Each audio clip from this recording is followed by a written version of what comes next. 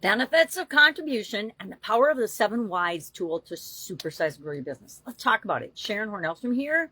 And today our topic is the benefits of contributing to things outside of your organization, outside of your company. I'm going to share 7 of those. Then we're going to talk about a couple of people's examples of applying the 7 Why tool, which I have this fine little demonstration and graphic of how do we use the 7 Whys tool. And we'll talk about that after we talk about the benefits of contribution. Why? Because the benefits and the ability to create a competitive advantage just by participating with your community and volunteering and doing things and helping other people in your community or in your it can be your online community, it can be your actual physical community where you're located, whatever. The benefits are so powerful. Why would you not do them? I ask business owners this all the time when we're working together. I'm like, well, what are you doing in your community? What are you doing to give back? What are you doing within your organization to grow and develop your people and the culture of giving in your organization? Why? Because we put out into the world, what we put out into the world is what comes back to us, usually tenfold. So we want to make sure we're putting out positive, good things so we get those things back in our organization, just like we do in our individual life. So what are some of the benefits? There's 7 I'm going to just briefly touch on. Number 1, amplified sense of purpose. The more you interact with the people that you're here to serve, the more clearly you understand what it is you're here to do as an organization, as well as individuals. And when you understand your personal sense of purpose and how what you do matters to things outside of you, it enhances and reinforces what you're here to do and why you're doing it and how you're doing it. Secondly, it enhances our mental and our emotional health. Why? Because one of the fastest, easiest ways to get over a challenge or a problem or a heartache or an upset or a negative emotional event or depression is to get outside yourself by interacting and getting involved with and helping other people. One of the fastest ways to stop being depressed is go help other people, probably or maybe that are in a similar situation to you, because then you find out that you're helping one another. 3, stronger relationships and community bonds are inevitably formed when you're out there involved with your community and helping. 4th, personal growth and identity expansion.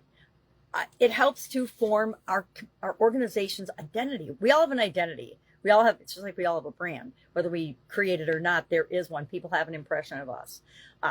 Individually as well as our company. So we want to make sure that we are helping to create that identity by putting what we want people to know about us out into the world.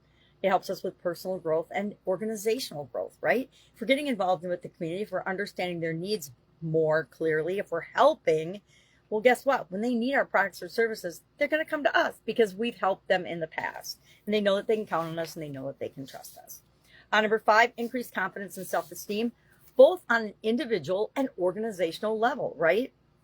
Number 4, cultivating a legacy. We all want to create something bigger than ourselves and leave something behind, even when we're not in our company anymore, or even if we're not running our company anymore. Part of our legacy is creating that company and how it engages the rest of the world. And then 7 is it's a catalyst for collective change. We are setting the example for other people, other companies, other organizations in our industry and outside of our industry and just in the world. Because if we're setting the example of how to make the world a better place, it encourages other people and other companies to do the same. So those are just some of the benefits, and we could go deep into each one of those, but we're not going to because I already talk too much most days as it is. So I want to talk about the 7 Why exercise. And we've gone through it before. If you've been with me any amount of time, you've probably seen me talk about and go through the 7 Why exercise. This month, we're going through it with respect to the area of contribution. So we want to ask ourselves a contribution question. Why do we, name of your company, want to contribute? Or why do we want to contribute? It's the 7 Whys. It's not the 7 Hows. We'll talk about how a lot this month. So why do we want to contribute? I'm going to share one person's example for sure, and maybe 2. Let's start with Priya. Priya is an entrepreneur, and she's funding clean water projects. Well, I'm just going to read it right off because I got it from her. Why are you focused on funding clean water projects? And she said, because I believe access to clean water is a basic human right. Why number 2? Why is that right important to you? And her answer is because I grew up in a place where clean water was not guaranteed. Why number 3, we take the answer to the previous question and that becomes our why question for the next why. So why do you want to change that for others? And she says, because no child should get sick or miss school because of something so basic. Number 4, why does that concern you so deeply? And she said, because I saw friends and family suffer needlessly. Number 5, why? Why did that leave such a strong impression on you? Because it made me realize how uneven life's starting points can be. Why number 6, why does creating equity matter to you? Because opportunity should not be dictated by geography. Number 7, why do you believe you can influence that change? Because I have the resources, platform, and will, and that's enough to start. Priya's giving stems from personal experience and a vision for equity. Her contribution is strategic and grounded in global justice, right?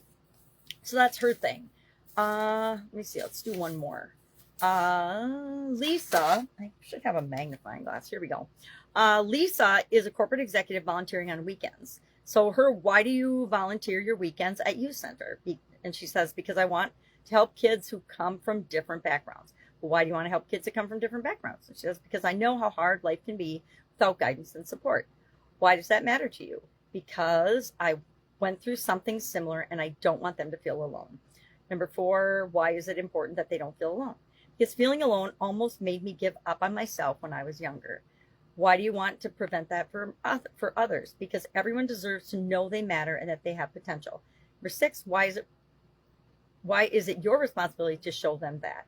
Because I've been given a second chance in life and I want to pay it forward. And then finally, number 7, why is paying it forward important to you? Because it brings healing to both my past and my future. So for Lisa, it's about taking, and a lot like for our veteran we talked about in the Be a Better You annual challenge, it's for taking a negative experience that you had and making it better for other people in a similar situation that you were in to heal your past as well as helping their future. So that's a pretty powerful why. All right. So today, what are we doing? We are asking our organization, why do we want to contribute? If we're contributing already, this is pretty easy, fly through the whys.